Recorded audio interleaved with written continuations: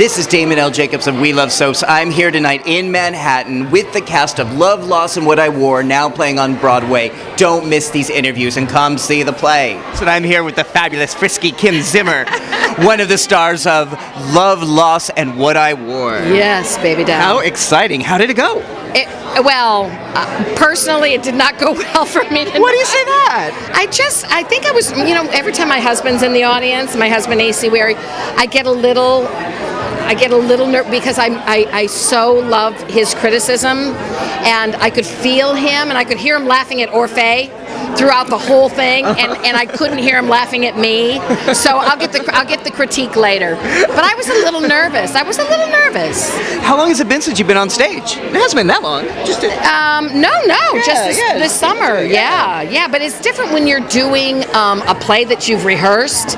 This is a reading, and they really want you to read it, but it's so hard to find the delicate balance between wanting to memorize it and perform it, but it's supposed to be read. It's supposed to be stories that are read out of a book. So it's really it's challenging. Now the show is called Love, Loss, and What I Wore. What did your character love and lose?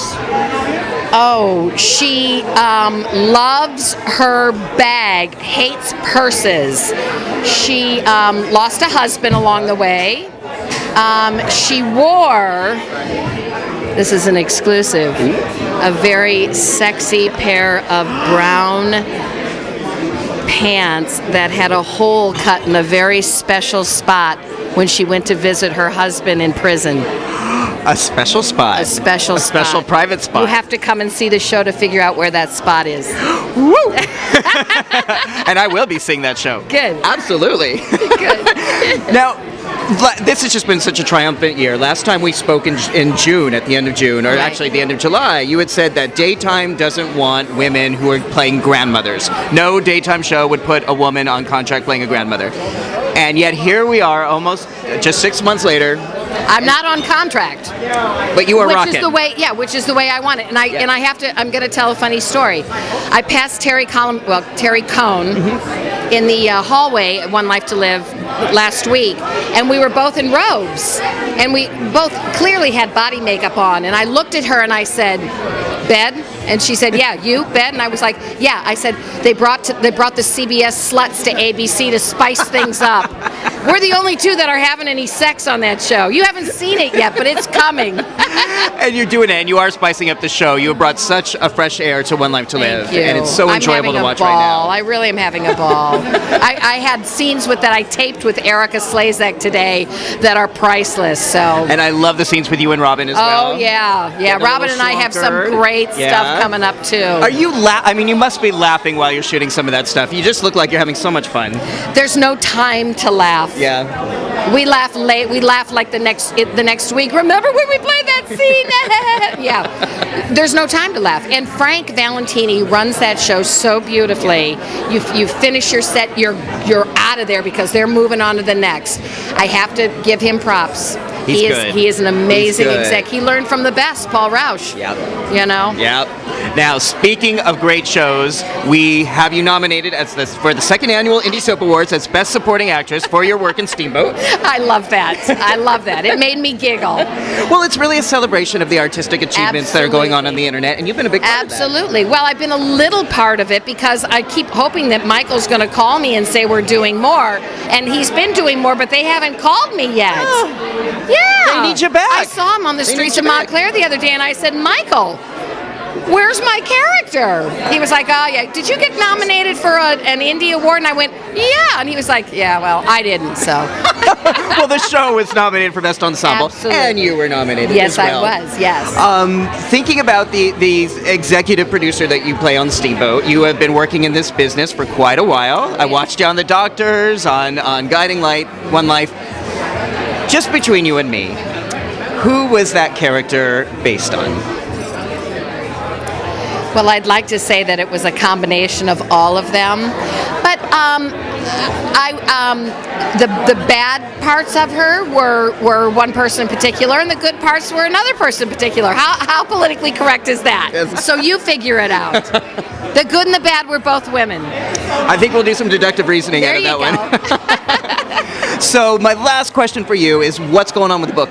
I can't wait to read this. It's the release date, supposedly, from what I understand from my publishers, is August 2nd. Wow. It's called I'm Just Sayin, 7 Husbands, 3 Deaths, and a Clone. My Life as a Daytime Diva. And a I'm fountain. still I totally forgot about that. Throw the fountain in there too. It's like I said, it's August 2nd. I'm still the book is done. It's been vetted by the lawyer. I'm just waiting on the photographs to get my permissions from photographers that some of them are actually dead. So I'm having to call estates and things. So it's not easy. Well, I cannot wait to read it, and I can't wait to talk with you again to Thank say you. Love, Loss, and What I Wore, now playing in Manhattan. Nobody wants to miss this show. No, come and see us. Absolutely. My ladies are fantastic. Thank you. This is Damon L. Jacobs with the gorgeous and talented Barbara Rhoades. How are you? I'm delightful, thank you. I couldn't be happier. Isn't this fun? This is so much fun, and I'm so excited to see this play in a couple days. Love, Loss, and What I Wore. That's right. It's very exciting. I'm glad you're going to see it. I'm loving it. What do you love about it? Tell me about your character. I'll tell you what I love about it. I play Gingy, who is the lady who actually wrote the book. And she wrote this book and drew these pictures of her dresses to give to her children, to tell them her story. And I think that's so important. And I have been doing a similar thing over the years in that I have a book next to my bed that I write into every once in a while. This is my son over here. And I want him to know certain things. I write things like how his father and I got together, how we met our first date, how I became an actress, how my mother took me to the very first play I ever saw was Fanny, when I was like the tiny little person. So I'm writing these things for him because I want him to know. So this, to me, I understand it completely, and it makes perfect sense to me because by the time you young people decide you want to know about your family, there's nobody left. So you have to do it now. That's right. So that's and right. that documentation and that history can be such an emotionally healing part too. Well, yes, and the things you find out are really interesting. Some of them not so nice, you know. Yeah. So, But that's such an interesting part of the continuing stories as well, and about drama and you know, sort of uncovering secrets and, you know, complex family dynamics.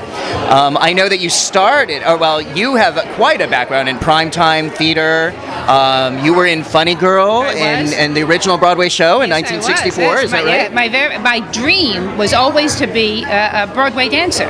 You know, so when I graduated from Our Lady of Lourdes, I was 18. I went to New York to be a dancer, and you know what? I got it. I did it, and there I was. I remember I got the show, and they said to me, "Come tonight and watch it." I said, "Great." I was so excited, and then because Streisand, come on. So I go backstage, and they said, "This is Miss Streisand." I said, "How do you do?" And they said, "You know, there's a part with a few lines. Would you like to read for Miss Streisand?" I said, "Oh, sure." I got the lines eventually, but not right away. It was very exciting. I also remember you from the very first episode of Generations as Jessica, Oh, yeah. the starlet. Do you remember the name of the show that Jessica had been on, the name of the soap opera? Oh, Trivia very question good. here, putting you on the spot. Yeah. Soap historian. No. What was it? It was called Tomorrow's Another Day. It's kind of a... Yeah. And now, okay, so I'm going to ask you a question. Who was the fellow? They did a piece of the soap opera that I was supposed to be on. Who was the fellow that played my husband? Aha! That I don't remember. Big soap opera star. I don't know. Oh. No. Was his We're going to name- look that one up. Was it Gabriel? Somebody Gabriel? He was on. We'll have to look this up. We'll have to look this But one there up. was a- I We'll have to remember- look this one up. Yeah. But I remember it was such a good soap. But you said you got fired? I got fired. How come? Like that. You know, I have no idea. Well, the show didn't last long after that. It sure did. So, you know. Like when I left, the ratings went up, right? No, I don't think so. Yeah. I'll tell you what, though. When they fired me, I said, "Can I have my wardrobe?" And they said, "Sure." I brought the rack in. I cleaned them out. Miss Rhoades, it's so nice to speak with you. I hope we get to speak again, and I cannot wait to see the play Love, Loss, and What I Wore. And I'm here with the gorgeous and enchanting Orfeh, one of the stars of the wonderful new show, Love, Loss, and What I Wore, here in Manhattan. Yes. How are you? How are you enjoying the show? I had the best time tonight. Yes. Yesterday was kind of trial by fire, and we had 2 previews, and it was a little nerve-wracking, and we were all kind of like, you know, barely could turn the pages because we were like, oh my God, what's going on? I think we had a really good time tonight. I know I did, and it's just so nice being on stage with these amazing women, and it was really great. Well, speaking of amazing women, you have had quite a run in theater.